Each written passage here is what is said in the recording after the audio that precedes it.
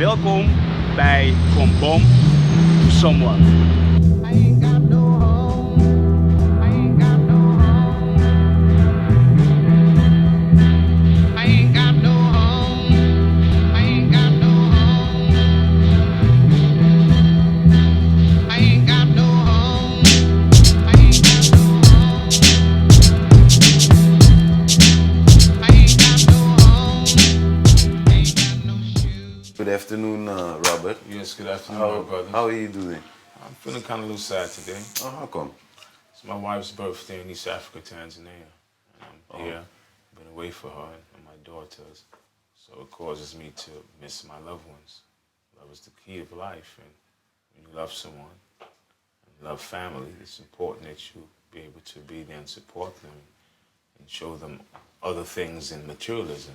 Love is the beauty within. So I'm in a land that's not considered my own, strange land in a sense, because everything I knew of the life, American, Jamaican, Grenadian, British, I come to the Netherlands and realize that my information seemed to be useless. Why, I don't know, but I'm still trying to understand the way things are done in this country. And in every country, the knowledge of this country allows you to be successful or fail. And I wouldn't say I'm a failure, but I'm just saying things ain't moving the way according I wish they were moving. Okay, I understand. How long have you come to the Netherlands? I've been coming back and forth since 2004, doing the record scene and the clothes scene, the CD scene. Me and a business partner of mine, we call Tin Brothers, big up in the UK.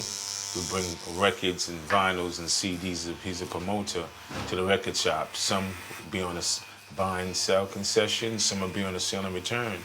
So that's when I first got introduced to the Netherlands and thought it was a wonderful, beautiful country in 2004, just coming through on the business aspect to see what can be done.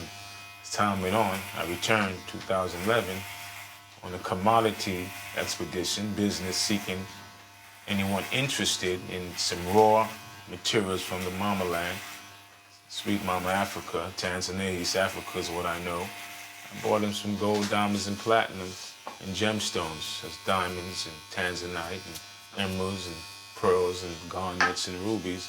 You see how I can, fusion the business industry between my brothers and sisters in Europe and the Netherlands to the Mama Land of Africa, which a lot of people seem to be afraid to explore because of the rumors they have. Of course, there's been bad deals, but you can't blame every Antillean, Suriname, Ghanaian, Nigerian, Sierra Leone, Tanzanian. If someone made a mistake, you can't blame the whole person, the whole country, that the whole thing is, they're no good, they're no bad. That's like saying everybody in the Netherlands is no bad. I met many good people who's taking care of me, as yourselves. I'm enjoying a beautiful haircut from y'all, saving me 10, 15 euros, so I'm smiling on that note, You have a wife and kids in Tanzania? Yes. You talk to them? Yes, I communicated with them yesterday. Thank God for that. I communicated with my mother overseas. She's in New York. I communicate. I'm a twin, by the way. I haven't heard from him in a moment. I hear from my sister. I have a couple of brothers. 3 brothers, 1 sister. It's 5 of us. I'm a twin. So I still communicate with them. They're just a little disturbed that I'm stuck in the country and they don't see progress in my life. And we all want progress and we want the best for our loved ones, our kids, our families, and our associates. And it seems that I'm making progress when I was abroad in other countries, I was able to obtain progress, whether it's connections, whether it's the information, whether it's momentarily finances, and I was able to not have to lean on or can call like I don't know how to be a survivor in a sense. I'm grateful for the Netherlands because now I never realized the importance of the strength the Netherlands hold in the world. They finance many things, they seem to be everywhere, and they're just like a hidden jewel, So being here is allowing me to go back to school, go back to basics. But what troubles me is yes, no is no, no, 1 and 1 I don't seem to get 2. So there's the secret of the Netherlands I'm trying to figure out. Maybe that's the challenge. But I came here from Tanzania with some raw material and natural resources to try to find anyone, any company, anybody, any industry interested in bridging the gap between source, mine, whether it's coffee, whether it's tea, whether it's sugar, cashew nuts, any type of projects, whether it's housing projects, whether it's water projects, whether it's building projects, and see how we can be able to create employment on both sides of the fence. Those who wants to travel abroad, I bring them in. Those who wants to come in and find a financial investment, I bridge the gap. And then here it is, we're creating employment for people so people don't got to have hardship and go through the circumstances I'm going through. I'm a stranger in a land that I can't call my own. But the world became global, so I'm a family of the global world, but still, I still don't understand how things operate fully in this country. Language barrier is a plus and a minus, but if you're doing right, you're doing right. If you're doing wrong, you're doing wrong. We also need people to help us, whether we homeless or non-homeless, whether we got finance or non-finance, whether we educated or non-educated. It seems to me that the country itself, or the people, because won't blame the country, it's the people that makes the country. Sometimes they too reserved or they're afraid to come out their shell because they think that you consider them weak. But how you know if I'm hungry if I don't tell you I'm hungry? How you know if I'm dirty if I don't tell you I need soap to wash myself? How do you know to tell you I'm looking for a job if my pride is so high that I'm used to being quote unquote a pampered and fortunate person when you have family around you to come now when you don't even have no family around you. So you're not certain that the people around you is genuine, you know? And a lot of people seem to be considered fake. They want your information, they want to know what you're about, but then when you need them, they're not around. When you have, they're your friends. When you don't have, you don't know nobody. So this place to me still is a blessing for people who's going through the same situation I'm going through. Only difference is I still got support abroad. I'm not having a situation of non-papers or such forth, where some people don't have that ability. They don't have papers. I'm British, as I stated. I'm from Jamaican father, Grenadian mother, the Caribbeans. I'm from London, birthplace, means I'm European. And I grew up in the States of America, so I think I'm quite versatile. Coming out of East Africa, Tanzania now to see what the world has to offer. So I think I can bring a lot to the table as experience, knowledge, living abilities, know-how, knowledge, education, streetwise, book knowledge, and as well as dealing with life on a whole. And that's what's been keeping me going. So I'm just taking it one day at a time. Robert, Yes. how long are you in the Netherlands now? Well, I'm back and forth, I would say, it's 3-4 years recently, but I'm coming from 2004, 5, 6, and 7. Short stay, in and out. But actually, if you don't mind me ask, Sure. what is the reason that you are homeless or that you don't have a place to sleep? Because, yeah. Okay, what happened is I came to the country with a precious material, was considered gemstones, precious and semi-precious gemstones, gold, diamond, finished product. So I thought I would have been able to obtain some finances and pay my way. I was staying in several hotels and hostels. At the time, my family and friends were supporting me, and it became pretty intense. I lost my father since I've been here, so losing my dad as well as my grandmother being here caused me not to want to put any financial pressure or strain on them, and it just happens. The circumstances that no one looks for to say they want to be homeless. You know, being homeless to me doesn't mean you're non-educated, you don't want to work, you don't want to go to school or better yourself. It's just a situation you might be priced out the market, finding a home, and these days it's happening all over, not just in the Netherlands, all over people being priced out and becoming homeless. But they got a job, they got family, they go to school, they have kids, and they still have dreams and beliefs that they want to pursue. They just don't have a home. The home market is being exploited to those who is the have and have-nots and who you know.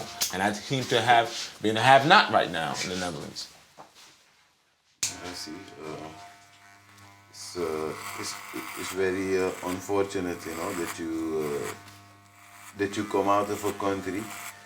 New York, Yeah, USA, yeah. When you come UK. out of the USA, you come to the Netherlands. Well, I'm coming out of Britain and actually Tanzania. I'm coming from Tanzania here, but I'm coming out from Britain, being European, and was interested in what the Netherlands had to offer because I happened to, a strange story. I met a brother from who owns a Dutch passport, the Netherlands, but he's actually from Africa, Angola, and he had the same situation as me in Tanzania, and I was able to carry and assist and help with all his hardship.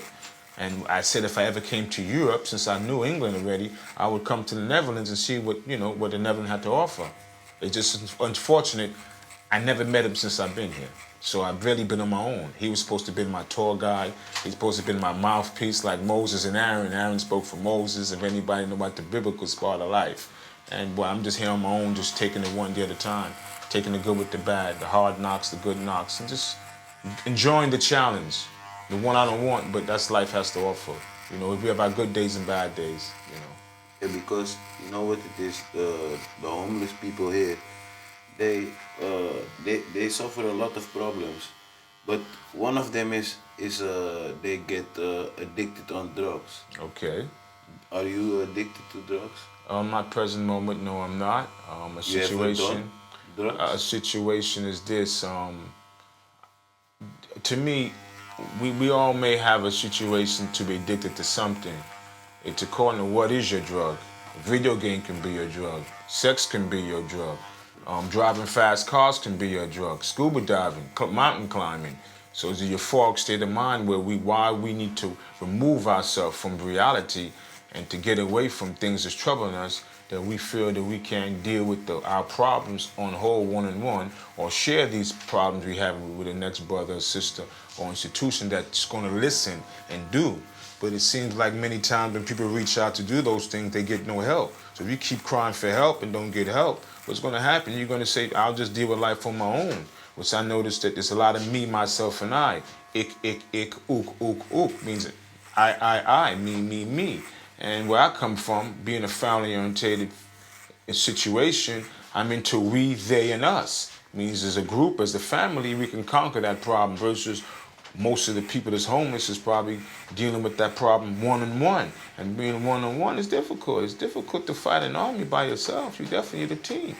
And I think that might be the situation of hardship and problems and divorce, or could be girlfriend, could be job loss, could be just the self that you had plans and dreams for oneself and you didn't accomplish your short-term goals of being a good father, a good mother, taking care of a good job that you may have lost. And, a lot of things happen where people just end up giving up on hope. Hope's the only thing keeps things alive. If you lose hope, you lose life. And I still holding on to hope, even though I know I'm in a situation that people would say, hey, wow, how are you managing? I just said I just thank God for my family and friends and a few good people, the good Samaritans I met in the Netherlands that seemed to assist me, that brought me here, that showed me that this place existed. Because before I used to walk around 5 to 15 hours a day, didn't know this place existed. How did you find this place? It was a brother named Patrick from Kenya. He seen me in the street about 1:30 when I didn't have money to stay in the hostel, and then he ended up, I'm dragging 2 bags around, and he happened to ask me, brother, what you doing? I told him straight up, yo, listen, I'm homeless and I ain't got no place to go. So what happened is he said, well, can I buy him a beer? So I bought him a beer. As I bought him a beer, he told me, well, he got a place for me to stay, give him 10 euros. I haven't had 20 euros. I was tired, so I just took his offer. Let's go. Turned out I was sleeping in someone's boat that wasn't mine. That's another story of the Netherlands, the 8 million stories I have. And he brought me here one day to say, if you ever need to take a bath, or you're hungry, or you need some form of assistance, you can come here. Me being European allowed me to be fortunate to find out this place existed. But prior to that, I was going to the library a lot, doing a lot of reading, doing a lot of studying, just trying to keep my mind preoccupied that I don't get in trouble of being in the wrong place in the wrong time, or being a suspect within a suspect and I'm not even a suspect. So to stay out of trouble, I was a lot of times in the bibliothèque reading and, trying to understand the language of the Dutch, the Netherlands and the Dutch way of life, trying to integrate, learn how to integrate. So big up Patrick from Kenya. You seem like a very intelligent man. It sounds like you've been to school.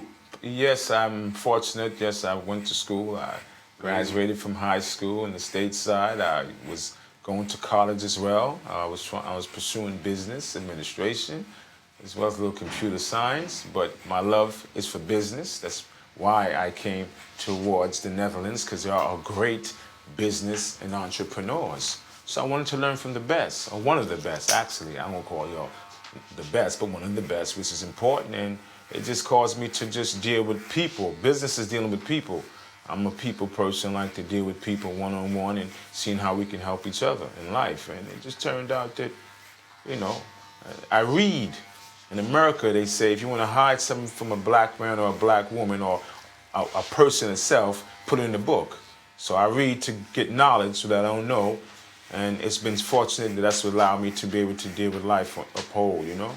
And I read the Quran, I read the Bible, so those things give you a little spirituality. And I pray for the wisdom of Solomon. The wisdom of Solomon allowed me to deal with everything, because wisdom is the key.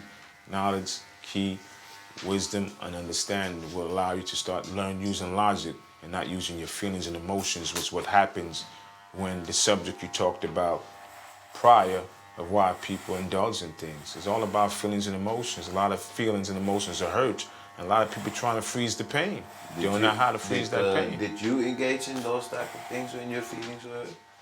Well, I mean, alcohol's available, weed's available abroad, and all the same type of controlled substance that we seem to not want to be addicted to is a very, very part of the life. Which one of them you take to? Well, alcohol would be a subject. Being around weed would be another subject. Knowing about the white girl, which they call the white lady, is another subject. The brown sugar was another subject, the brown. But you can't run from it.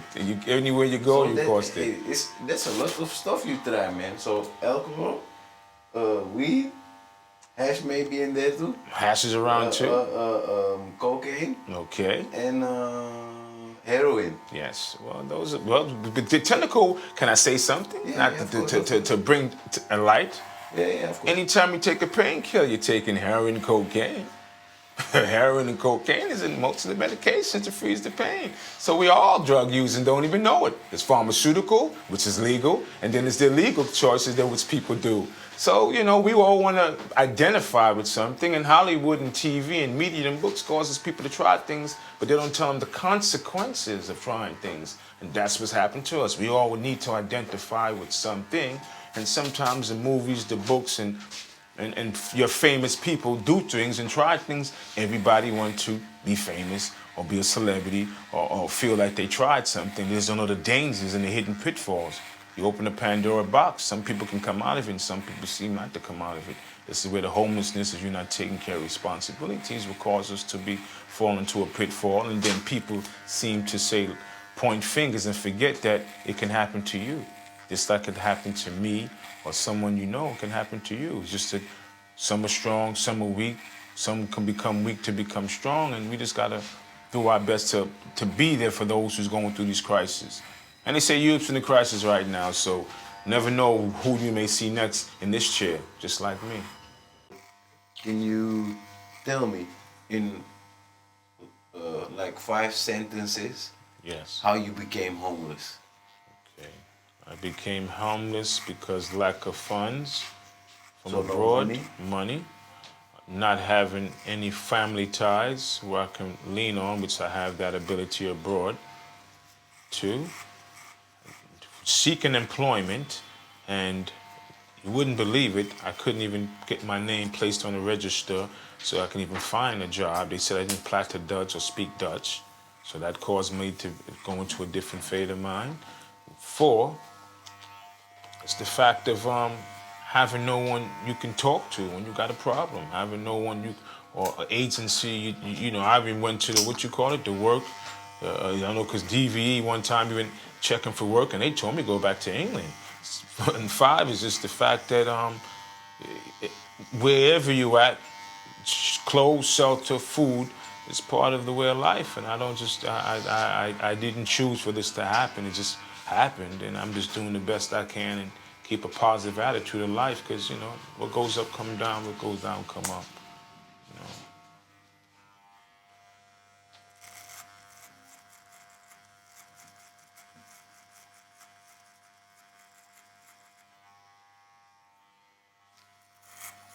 What doesn't make you weak or make you strong? Only the strong survives. Survival of the fittest. I thank y'all for, the interview and my birthday cut. Big up to the wife in Tanzania.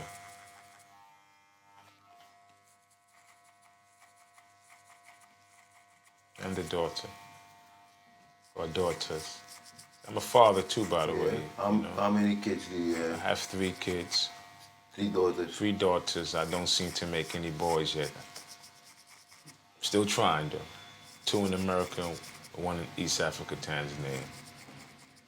And you have contact with all of them? I have contact with the first one and the last. The middle one I haven't had contact with, which also I think about. I pray about it that that time will come that we'll be able to reunite, have a reunion. So that's why I'm still striving for success, the legacy. And by the way, I'm Opa. Opa? Yeah, I'm Grandpa. Grandfather? Yes. My biggest daughter had a grandson February 16. Had a son for me that I didn't produce yet. I'm still trying now. I didn't produce yet. And yeah, I'm Opa, as they say, or Grandpa. So I'm still fortunate. The blessings are above, Even though I'm going through my little trial or tribulations, we have it. Still got to look on the positive side of life. But I think it's good for your spirit now that they still have contact with you and you can talk to them from time to time. Well, you know what I say? Doing everything right now. Love is the message. Regardless of what we're going through, love got to be the centerpiece. If you ain't producing love, trying to learn love, find love, give love, and you're gonna give hate, and that's only gonna cause you to still have a destructive behavior, destructive attitude. We all can be rebels, but sometimes even the rebel says, I had enough. I don't want to die early. I like to, live a long life. Most rebels or heroes are in jail or dead, and these days you just got to do your best to love one another. So I can say the key is love. Even with the situation, love your brothers for giving me a haircut. This rainbow or this situation, the company that helps people like this is important. Because what if I wasn't here? What would I be doing? Or what would they be doing? Causing mayhem? Being a nuisance to society? Being rebels in itself? I think that'd be too much to deal with. So the system and the formula of this, I think, is pretty great. And they just need to just do the best they can to change the mind. You got to change the mind in order for us to change our behavior. The mind said ain't changed. It'll make a difference what you give to someone. Man, woman, dog, or cat. And, I'm grateful for it, because like I said, if I wasn't here, where would I be doing now right now? Who would I be disturbing? Or what commotions, not myself, I would say, that I'm a rebel or anything, but many other people wouldn't have my positive outlook, and everything they see is negative, and yin and yang, And with the yin and yang philosophy, good and bad, or they starting to see it's bad when there's good things around them. They only see bad. They can't see the good things there for them. Even taking a shower is good. If you're smelling, you can take a bath. That's important. Changing clothes, which is, is important. So there's many things this place has to offer, and, whoever thought about it, more power to them. They just need to open up more and see what more they can do to help those less fortunate as myself, and there's even those even less fortunate than me. I met many good people here that do help me from time to time if I call on them. I just don't like to abuse good people, and it tend to get you. Sometimes we all can abuse good things, and when we lose it, then you worry about it. Just one of my journeys in life. We all got a story to tell. You just got to know who you can reach out to and touch a life. I'm just trying to touch a life. It seems like you've been going through a lot, and we're just trying to get to know you and tell your story. What does Robert like to do? Wow. Does Robert have any hobbies that he enjoys to do? Because you tell me you go to the library a lot. Yes. You like to read. Yes. Apart from reading, is there anything else Yes. you enjoy? I enjoy music, all variety of musics, hip hop, reggae, soul, gospel, rock, raga, ska, Suriname, calypso, soul. I also enjoy watching sports. I love tennis. I like basketball. I like to see American football. I'm getting into the European soccer football. I also like watching swimming, doing a few things. I like feeding the ducks. That's my pastime. I like taking all the old bread and feed the ducks. You know, I like nurturing God's creatures, Yeah? nature. Yeah, of course, it's fun to me. I just like to know that I mean, and I can help something and someone. So if I can't help my family, I gotta help God's creatures, and it just makes me feel, give me a peace of mind. You know, we all need a peace of mind in life. And sometimes that's the situation. Having a peace of mind, having tranquility, having harmony, you know, and having to be able to get into oneself is important. A lot of us seem to be lost because when chaos, misery, and pain comes in life, you start to get confused and don't know what's wrong and what's right and what's right and what's wrong, and that's when things start to happen. And you don't have the I don't care attitude, so you're only one step from death, basically. And I ain't ready to die right now. It's true. It's true. I, you know, because sometimes the answers that you give, I just get silent, man. I'm totally surprised about the answers that you give and the story that you tell. Well, I'll say that, brother. Life has It- experiences. it's like you just give me the example from feeding the ducks. You would never expect that a man that is that walks the road with a knowledge like that, that could enjoy just feeding ducks, or could just enjoy reading a book. You know, it's the simplicity of thing. You know, it's a nice thing to hear. I'm appreciating that I'm also able to enlighten you. As I said again, I pray for the wisdom of Solomon. And with wisdom, we'll find the solutions to the things that trouble us.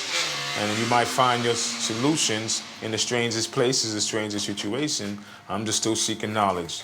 You know, I'm trying to find understanding of life itself. What is our purpose here? Why am I here? And what good can I do for someone, somebody, some community, some nation, even the world as a whole, to make a difference on a positive manner. So I just want to make a difference to help someone who's in my situation and cause their self-esteem, which sometimes being in these situations causes our self-esteem to be so low, to let our self-esteem be heightened again.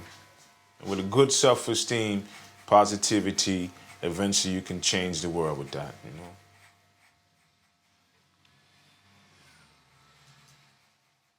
Robert, I see you getting quite comfortable in the chair. Of How course. long you haven't been to the barber? June 28th, 2014, when the Beanie Man show was coming in, I got my hair cut in Cryness to go to the show. Oh, in the kindness. Yes. You know, having finances and you know, and you have to be wise about spending money. So to me, I'm not too concerned of trying to be a pretty boy. So I'd rather use the money to eat or transportation, so I ain't got a boot of doing riding black or something, which can get you in trouble. So looking good or avoiding authorities, I'd rather avoid the authorities than looking good. So I chose not to use that money. So love self, yes, but I just chose just to say, hey, I can always look good. I know I'm a good-looking man, so that's all right.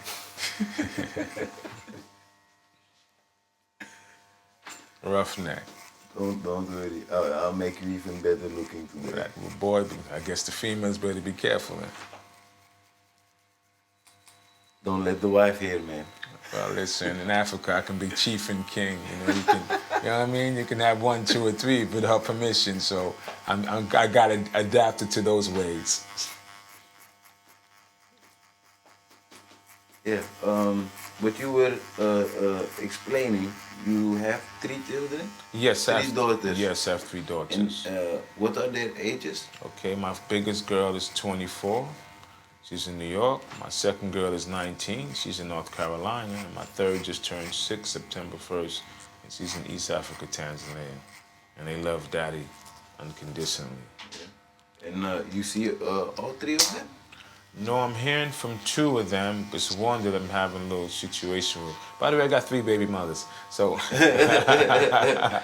that's mama drama, you know. But long story short, it's the second one I need to do some contact. And I lost some contact, which I'm hoping to rekindle, reunite. What was the reason that you lost contact with her, man? Well, coming abroad, we had a little brief discrepancy, and sometimes, you know, I'm a person don't want to go through the hassles of things, and I just try to keep the peace.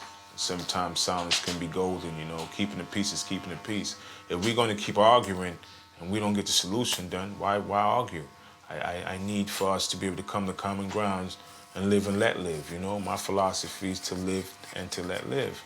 And so with that, that's what happened where I broke ties, which affected me with my second child, which I'm dying to know her growth, her aspects in life and what she would like to do. What that makes you feel like? Because I cannot imagine that you have a child someplace in the world, because this is the one that stays in North Carolina. Yes, that's the second one. She's 19 at this time. And you know, how long you haven't seen her? I haven't seen her in 16 years. 16 years. Yeah, 16 So that's years.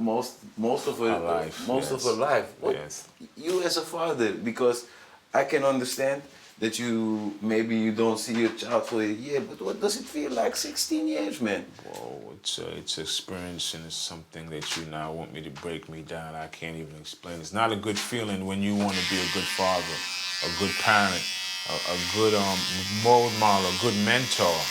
It allows you to know that you're missing out on something in life you can never get back.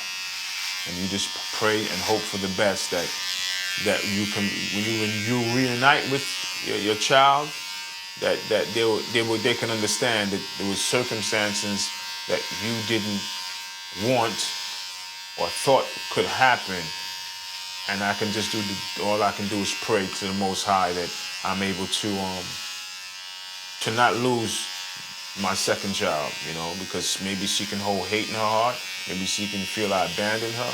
It could be a situation that she only want to know me. I just pray that she do want to know me. For all these this earth, we can talk and I can explain, you know, my situation and circumstances. That one really touched me, man. Really. And, but let's take a stroll down memory lane. Okay. What was the best time in your life? Having two good parents, mother and father, having a close-knit family structure, my grandmothers, my aunts and uncles, raising me and showing me right from wrong, punishing me when I did wrong to let me know that, you know, whatever you do reflects on the whole family.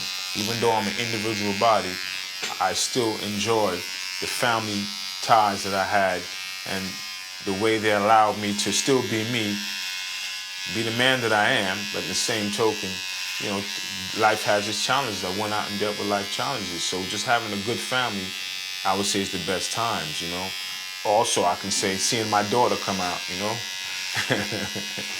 You know, special moments.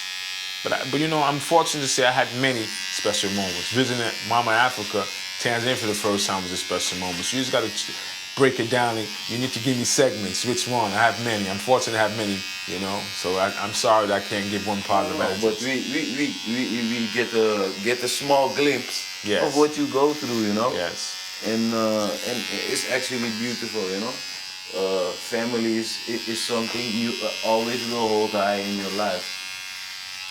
Well, you know, you're saying that's a good thing, but I notice here in the Netherlands, though, even when I was in England, though, a lot of people run away from their family. It's changed. They don't have that close-knit situation. They hate their brothers or sisters and mothers and fathers and this and that. And that hate just only continues to bring pain. And when pain comes about, you won't escape pain. And that goes back to the questions you're asking, why people sometimes play with intoxicants. It's to get away from pain. Nobody wants pain. Physical pain, emotional pain, you know, spiritual pain. Pain is pain. Pain is never a good thing. It gives you a mental scar that some people can get over and some people never get over. They take it to the grave. And that's what I don't want. I want to be a happy, go-lucky, and let me tell you the good things in life and look on the positive side of life and whatever I do. Don't worry, be happy. Because you can always find a better way, a better solution of solving whatever the situation may be. We ain't dead. As long as we ain't dead, we got a chance to change. Robert. Yes. So, do you have dreams? Oh, yes. Good question. Now I'm smiling, I'm happy. Through my ideals, Mama Africa, and the fortunes I'm seeking, and the know-how that I have, that I am a fortune seeker. I plan to be a wealthy individual, by the way, y'all, okay? And knowing what I already accomplished, my dream to go to Africa was accomplished. Me pursuing natural resources, as diamonds, gold, coffee, tea, any form of natural resources, I accomplished that.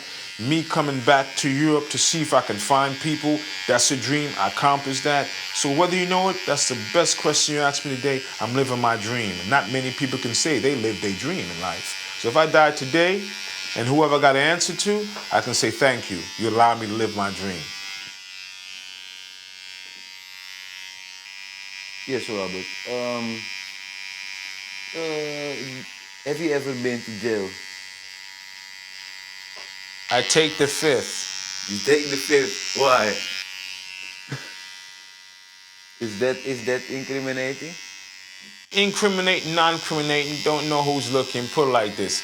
Us being of color, we faced with jail. Whether the state of mind, whether the handcuffs come over for not doing anything, whether we just being a victim of circumstances. So it's a good question, but I'll just take the fifth and say that we'll all be subject to that, whether we right or wrong, educated or uneducated, because the stereotype and the isms and the schisms and the racisms that is put on us as a whole with stereotype and propaganda that if you do this, you do that, and if you do this. So it's about the elites. You don't think the elites don't use drugs? You don't think politicians or lawyers or police officers or entertainers or football players or basketball players or actors and actresses don't use drugs? You don't think that bar owners and wives and husbands don't use drugs? Just according to the level of it, they don't get to expose themselves, so they don't get caught. They have their way not to get caught. But people on the lowest scale wanting to feel the same feeling, just happen to not have that ability to be in a closed society, and they don't have a place to enjoy that same pleasure, because drugs are pleasure, by the way, and who don't like pleasure? We all love pleasure. So they get to not get in trouble as those on the bottom toe pole. The ones on top will never have trouble, but the ones on the bottom seems to have the situations because we all need something to point a finger at, and it seems that the people who are homeless gets fingers pointed more on those who wears a suit and ties or look pretty, but that has nothing to do. It's all state of mind. Who supports the real drug world? The people with no money or the people with the money? Think about that question. Yes, Robert. You've told us that you came to the Netherlands on a business trip. Yes. With some jewelry. Yes. How much jewelry we're talking about? I'm talking about 3 pieces of a finished product jewelry. One is called the Tanzanite gemstone with diamonds and gold, real, not fake, real bling bling. The other was a platinum real ring with a blue spindle, gem quality. The other one was diamonds and gold with ruby light. Good enough for the king or the queen of this country and any country. I came trying to broker some deals and see if anybody have of interest, because I had the ability to have access to it. The jewelry was given to me on a loan basis to find what type of finances I can find or anyone interested, so we can place future orders. These are exclusive jewelry. If a picture's needed, I can, go on, y'all can get a picture of it at the end of the interview. I can just show you what I got, no problem. Y'all can see that I'm not just saying no fairy tale thing. This is a real live and direct interview. And I put it in some hands in the belief of they would come through, and it got stuck, in 3 different people's hands. So I have 3 individuals holding some precious jewelry that belongs to me. I wouldn't say it's not a robbery, but I took a little loan after the hardship of losing my father here. Since I've been here, I lost my grandmother also since I've been here. And I needed some finances, and I didn't want it to be getting into things that can cause me some trouble. So the next best thing most people do is let someone hold your belongings, which is very precious and sentimental to you, and that's what happened. That's another reason why I haven't left, because I need to, make sure I either get the jewelry returned or pay for the bills so that I can move my life forward. So I'm like stuck right now. I'm like in a pause mode. Okay, but how much worth we talking about? Oh my goodness, you're making me smile right now, Why I say this is I was letting this jewelry be advertised. I went to every shop that y'all have in the city of the Netherlands. Gadsden's, Coaster, Diamonds, all the shops you can see, and they gave me great advice. Some was helpful, Low Diamond Factory, Limpins, and they were pretty impressed the quality of jewelry that I did bring in, the gemstones that I was carrying. They told me, be careful, sonny, because you know the country that, the sharks and piranhas will come get you. So they love my talent, what I was trying to do. The jewelry's worth between anywhere from minimum 25,000 as high as $1 million, because it's not jewelry you're gonna find anywhere. Whatever price I put on it, I can get for it. So it's exclusive, handmade, crafted jewelry. Which a picture I will gladly show to you. You'll just have to take a picture from a picture, okay? Okay. So that is 25,000 a piece. Yeah, easy. Wow. Easy. Wow. That's a lot of money, man. Well, I'm from America, remember? So we do things Yeah, big, you do things The big. rappers, you see the rappers play with $2-3 million of jewelry, so 25,000 is really nothing. Hey, but Robert, you've been here for a while, but off of what you've been living, man? My family been helping me out, family and friends. Sometimes I help a little person out. I have a little skills with painting and laminate and floor work. So that keeps my mind preoccupied, and getting some finances in my pocket. But my real blessings is family, as I told you, and friends. I reach out to them and they'll forward me some money. I know how to budget quite well, in reference to, I don't buy the big brands, Layers and Del Montes or famous Albert Heijn brands. I go for no frills because it's just to save a penny here and a euro here and a euro there. So I learned how to condition myself in my circumstances, because since you're living day by day, we're not sure what finance you have tomorrow. So I try to economize. So I've been fortunate. It taught me how to be a penny saver, penny pincher, as we say in the States, or England-wise.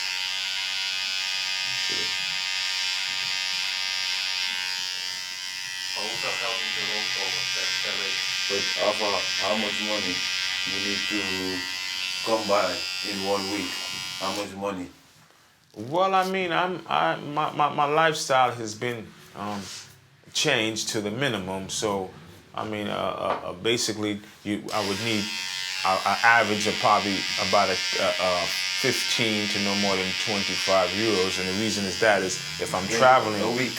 Well, a week would be a little more. I was saying maybe like on a daily basis if I'm traveling, because you need a travel card, which is normally $5.60. Yeah. You need something to eat, which is 2-3 euros, and credit or belt to include on your phone so you can communicate. So you're talking 5 euros here, and a card can be $5.60 to $7.50. So we're about $12.50. We're talking about eating something, 3 to 5 euros, about 15 euros. So a week time, just to get by, mind you, 100 to about 150 euros a week I can get by. Something that I would never be able to do before. Stateside, English side, even the places I travel. But you learn to condition yourself in tough times. It's a tough time for me right now, And when you got friends or family helping you, I don't want to take advantage or feel I'm abusing them or using them in any form or manner, indirectly, because of my little hardship I'm going through.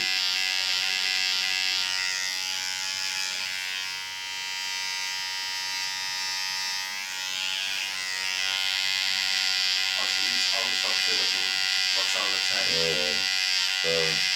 If you could do something different in this lifetime, what would it be? Finish school,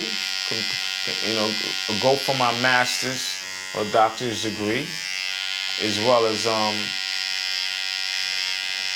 be able to be closer to my daughters that I haven't seen in some years. That's what I'll change. But anything else wouldn't change. It wouldn't make the story that I have right now. This is my story to tell, my legacy. Maybe got some famous people in your family, maybe? Oh, wow, yes I do. One of them is my grandfather I look up to, which inspires me and strengthens me while I keep this firm and belief of how Africa has a lot to offer. Because he was in Africa in the late 40s, early 50s, moving and he was press secretary for the late founding father and father of the nation of the country they called the Gold State, known as Ghana today. He was press secretary for him. His name is Samson Uriah Morris. So that's one of the lineage or bloodline I have in my family. What was you about to say, my brother? Sorry for cutting you. So if I get it straight, yes, your grandfather was like key advisor to the president? He was key advisor. He advised it. So when the OAU was being established, which is now considered the African Union, my grandfather was the one who advised, put together, held the meetings, made sure security and all information was kept under wraps, close secret, top secret, confidential, that is really through Africa. He also was a liberator for welfare, education, health, and any issues, social, to bring a better moment for the people of Africa. As well as I have stars. I'm a twin, as I mentioned to you earlier, from Haile Selassie, because go doing the OAU, remember, Haile Selassie, Ethiopia, is where the OAU establishes. He gave my grandfather medals off his, off his, you would say jacket or yas hair. I have them home in the States, United States of America right now. So I do have some artifacts and great things, collectibles can be used for the museums all over the world. That my grandfather, Haile Selassie, and Dr. Kwame Nkrumah, and the rest of the great leaders who was trying to fight for the liberation of one United States of America, which was pursuing. And also, I'd like to share to you that there is a museum named after my grandfather in London, in Clapton, and Hackney, in Clapton Town, named Harriet Tubman Samson Uriah Muir's Museum. So you can Google it up and see whether or not this is a story I'm telling or this is the truth that's being told. And today the truth is being told.